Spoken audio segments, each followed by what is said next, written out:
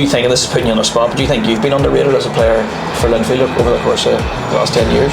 Yeah, to be honest, I've had my critics at Linfield, and I think I've overcame that now at Linfield. I've got the respect now.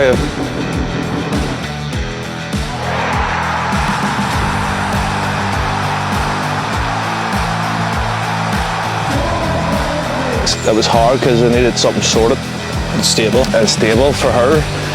So I was actually a day away from signing for Shamrock, and their manager got the sack the next day.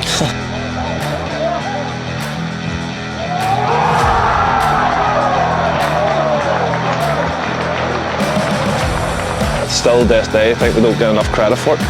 I won 4 leagues in a row, and it was kind of like, all right, whatever. Som mister ballen, og da kommer Millar inn i 16, og så chipper han ned i mål, og så er det 1-0 til Linfield. Marius Høybråten med en grusom feil, og så skårer Linfield. 100% you have to win the league every year, or you're a bad team, or it's a failure. There's no second place, no nothing. If you don't win the league, you're a bad team at Linfield, because there's so many teams before you. It's won it and dominate it, and that's just the way it is at Linfield.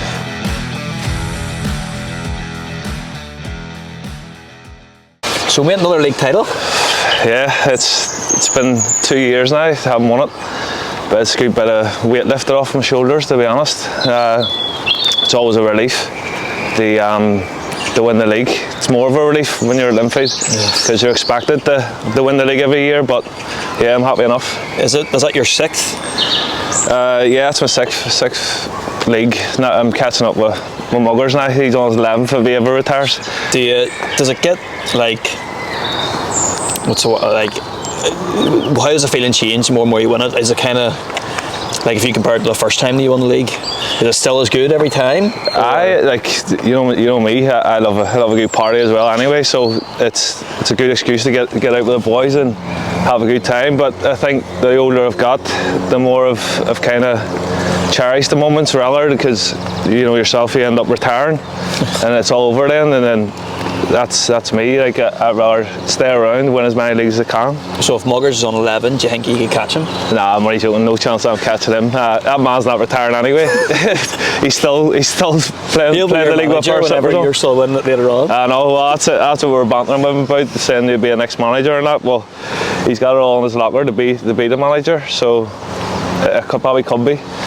So, like, this year's been a bit of I'd say a strange year, where, like, even if I can think back to the start of the year, Linfield were under a bit of pressure. People were, I know Linfield fans are generally, their standards are quite high anyway, but there was pressure on, David, pressure on the squad, saying hadn't invested in the squad wasn't good enough, and ended up winning the league with, 5 games of spare, which is incredible. Do you, like, whenever that was happening at the start of the year, did you feel yourself that maybe it was going to be a tough year, or did you always have confidence that you'd be able to pick up a trophy? No, listen, you have to go into every season expecting to win the league and win as many trophies as you can. But we had a lot of injuries this season too, and to be fair, in January we got Calm and stuff in, and it's boosted us a bit. Stevie Fallon out for a long time, Robbie McDade out for a long time, and then we've sort of got them players back in and around at the right times, and I think there's always going to be that the Linfield are doing bad, they're not doing well, we're not playing, we're not pretty to watch, but it's all about results at the end of the day, and we stay consistent the whole season, so it's kind of panned out well for us. I think, see, there's Linfield's just, like you said, it's relief. There's no other club in the league where if they win the league, it's relief, or if you're, drawn at half time, it's seen as a bad thing. You've been there, what, 10 years now? Yeah, I think it's going on my 11th now. What do you feel has been from a pressure perspective? Do you feel like the pressure has went up and up the more that there's been investment around the league, there's been other teams coming out of the woodwork that seem to be challengers, or do you think actually back in your early days there was more pressure because you were the team that were just completely expected to win it every year? No, I think the pressure hasn't changed, to be honest. It's just been the same from I've come through the door. You're 100%, you have to win the league every year, or you're a bad team, or it's a failure. There's no second place, no nothing. If you don't win the league, you're a bad team at Linfield, because there's so many teams before you. It's won it and dominated, and that's just the way it is at Linfield. When you played before you went to Oldham, didn't you? Did you make your debut? Yeah, big debut game, my debut. I think it was in a cup game or something. It was 15 or 14 maybe at that stage. So what was that like going into that? So who was that? That was Winky, Peter. Yeah, all Spike, all them boys. Actually, Muggers was playing right wing, so he was. That's how long ago it was. But going into that change room it was mad, because I used to go and watch the games, and then being involved and being around it and playing with them players.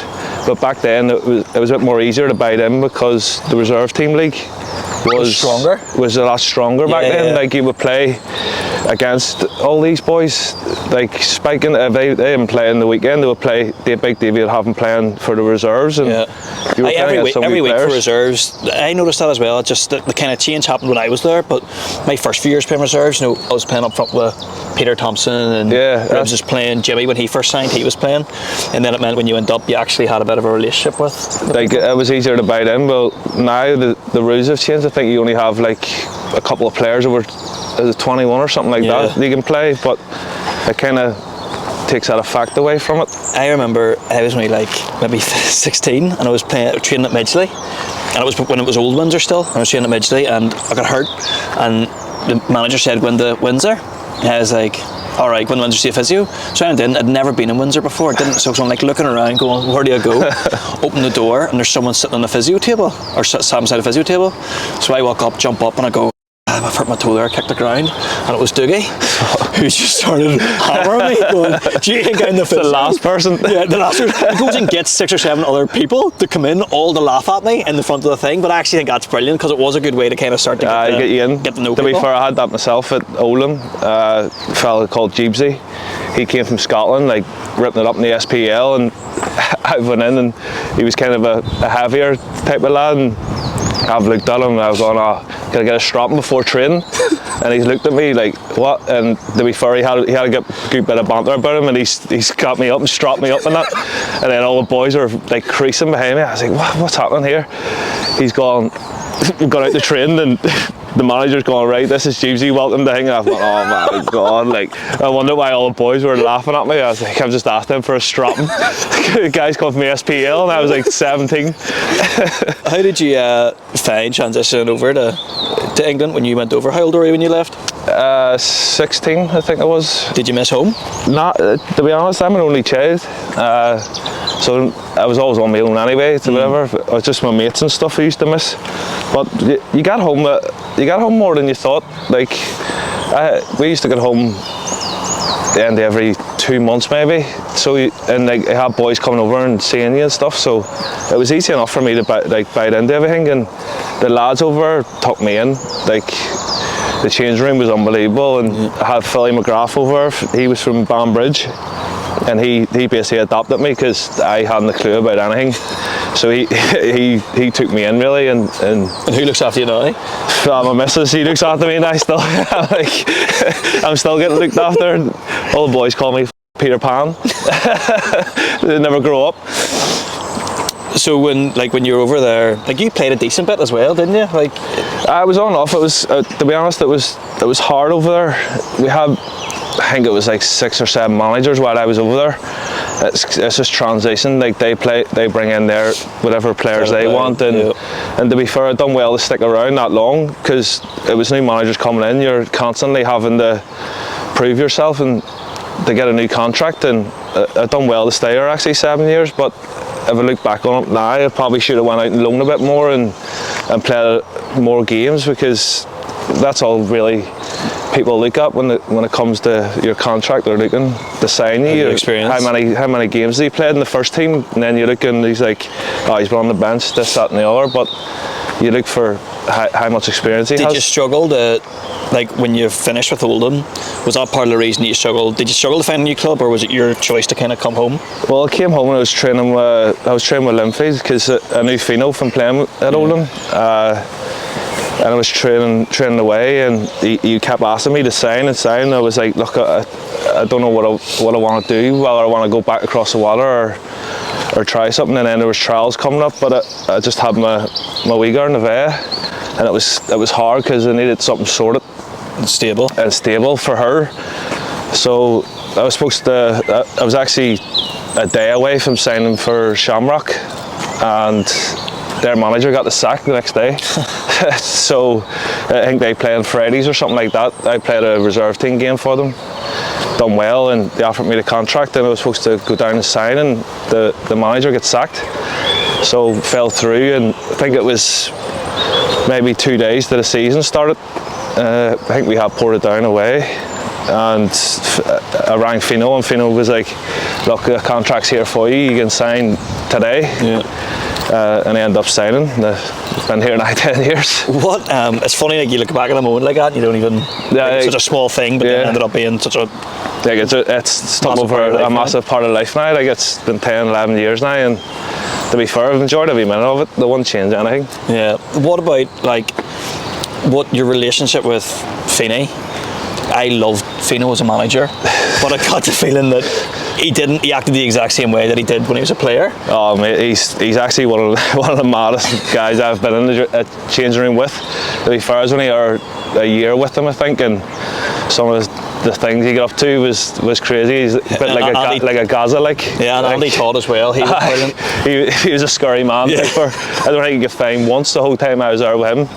But Fino, I love Fino, to be fair. He looked after me when I was younger as well at Oldham, and he took me in and brought me around his house for dinner and whatever, and really looked after me, and then obviously gave me a contract at Linfield as well.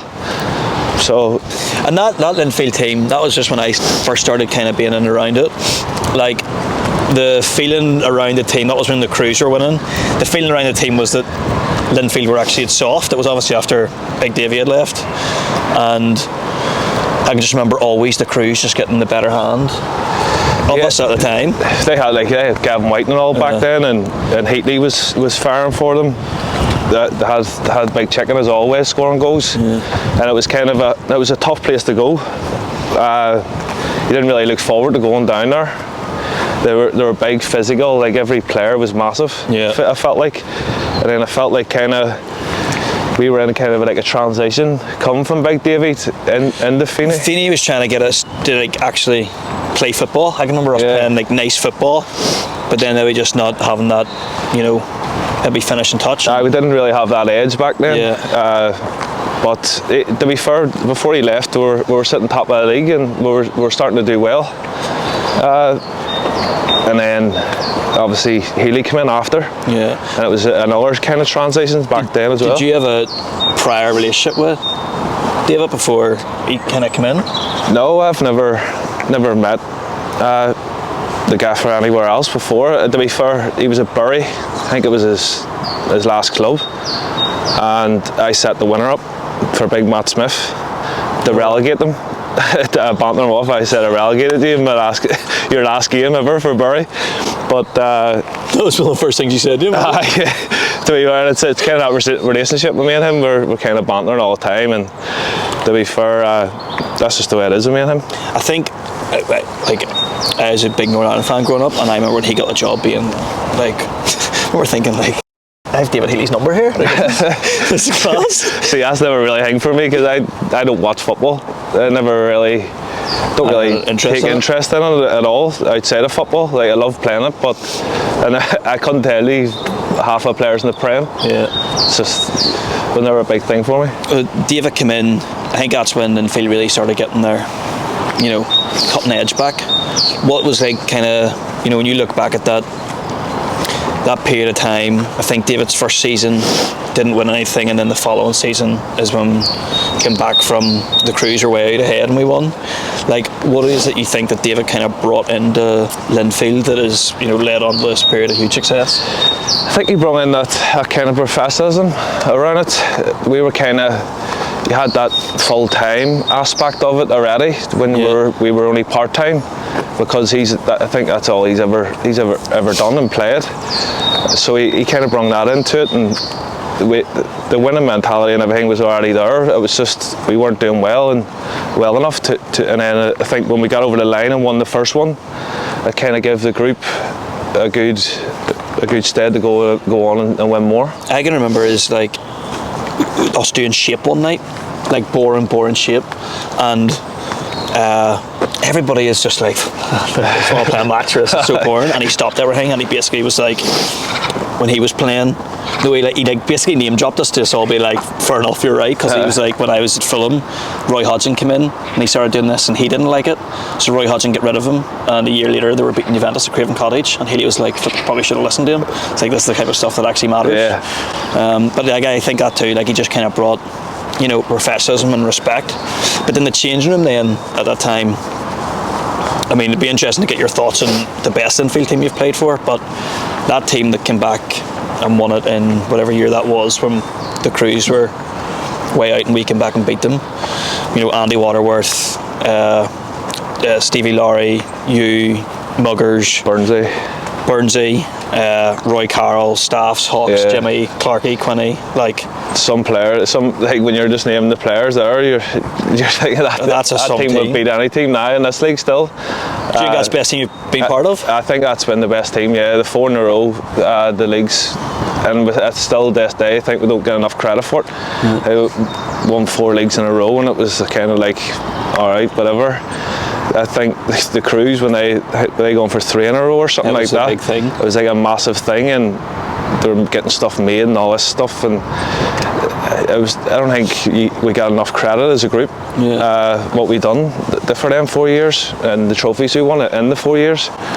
I've been in a lot of change rooms, and I think the thing that, like, when I look back, sticks out about that team is there was like, amongst the players, so many strong characters that were comfortable voicing their own opinion and having arguments and talking after the game, and Roy saying, you know, Andy, you're wrong, and Andy going, no, you're wrong. And like, that would have been Andy to do that. Like David would have said to him, like, Andy, you should have done that, and he would have been, actually, Gaffer, no, I don't think I should have done that. But there was like a real challenging like atmosphere in the changing room, but yet it was all professional and it was just focused on. It was never personal. Never personal. Like, everyone wanted the same thing, the same goal. Like, wanted to win trophies and win matches. And back then, you were coming in. If you won 2-0, you were coming in sometimes and you were disappointed. Or you were coming in thinking, oh, it should have been 4-5. Like, you were. Andy Waterworth was getting hammered for not scoring 5 when he scored 3. You know, it's like you kind of had that good relationship with everyone where you could voice your opinions and no one really took it personal. Once it was said in the change room, that was it done, and everyone moved on. I think that was one of the last, like, again, it's interesting what you think about this, but back then, like, that was when, you know, the senior players, I felt had a lot of respect, and especially young ones coming through, which I was one of them. Like, it was just all about, you know, you had to do, not cleaning boots, but like, you know, you were the ones that pushed the net, you're the ones that got to cover. Like, there was like that respect, and you wouldn't have said anything to the older boys. And then I can remember when I got a bit older and the young ones coming through and just like being like, it's gone. It's like every year you come in, and like when I was younger, and we actually had to clean the boots when I was younger, and we had to clean the balls, and then you weren't allowed to leave. You weren't allowed to leave the training ground until the last pro left. Right. So you had to do the changing rooms and stuff, and wait around. Like, I think we were in there some days at 5 o'clock. And you were cleaning boots, balls, and showers and physio rooms, you name it. Like, we had to clean it. Welcome back. We had a little bit of weather trouble there, but we've took some shelter underneath the bus shelter. So going back, Kirk, like, we were talking about, you know, the team that you've played in kind of like the whole time. Now there seems to be, as a transition, as you've went full time, like a lot of the old guards say have kind of left. You're the one of the ones that stay, but obviously, you know, people have had jobs or moved on. You know, Clarkey, Quinney, a lot of players from when you kind of have been there for the last couple of years. Do you feel as if like you're one of the more old, experienced ones now in the change room? We've done we 5-0s the other day, and the manager's gone the oldest young thing. I was like, I'm at that stage now. I'm like me, Muggers, and Big Ben, and Fitzy, sort of boys all in it, and you're thinking, oh, I'm old now. Like I have to start growing up now. But you have to kind of take that role when it comes to you, and I think it's came to me the last 2 years, especially when Big Jimmy left. He was a big part of the changing room and a big voice in the changing room, along with Succa as well. So I've kind of had to take that on, but it's kind of not my nature to be like that. I'd rather show someone how to do something than kind of tell them. Well, that's like there's all different types of leaders. Like Roy would have been someone who, Roy Carroll, who was loud but also was like, someone you can listen to, whereas someone like, Jimmy didn't necessarily scream and gulder all the time, but when he spoke, you listened. To him. That's sort of where you're at now, where you kind of, if I come in and I have a go, you kind of know that something's wrong, because I don't really, it's not my nature to do that, but it's kind of what you have to now. What do you like? How do you, the difference between previously with Linfield being part-time and then full-time, what's that transition been like? It was kind of easy for me because it was already full-time. Like I think this is 17 years now in football or something like that, and I've not known anything else. When we were part-time, me and Clarky went work in the warehouse for a while, and to be fair, it was banter. Like we turned up every day and it was just banter. We were bantering all the old lads off in the warehouse, and kind of laughed and joked and whatever. But anything else, it's just been football with me. Like. So what's your plans for whenever you stop playing? Probably take your job doing this. Nah, no idea. I haven't even thought about it. What I want to do. I'm looking at Muggers, and to be fair, he's 38 now, and he's still cracking on, so I've got another couple of years in me. Yeah, like I think as well, like your game doesn't rely on pace either, so nah. Older, as long as instead I'm whipping in from somewhere, I'll just keep moving back to right back or something, but I'll be hanging on till the legs fall off. You've the most assists in Irish League, is that right? Yeah, that was actually Marshall tweeted me a couple of months ago and said it was the highest recorded anyway. So you were saying earlier about that team that went 4 in a row were underrated. Do you think, and this is putting you on the spot, but do you think you've been underrated as a player for Linfield over the course of the last 10 years? Yeah, to be honest, I've had my critics at Linfield, and I think I've overcame that now at Linfield.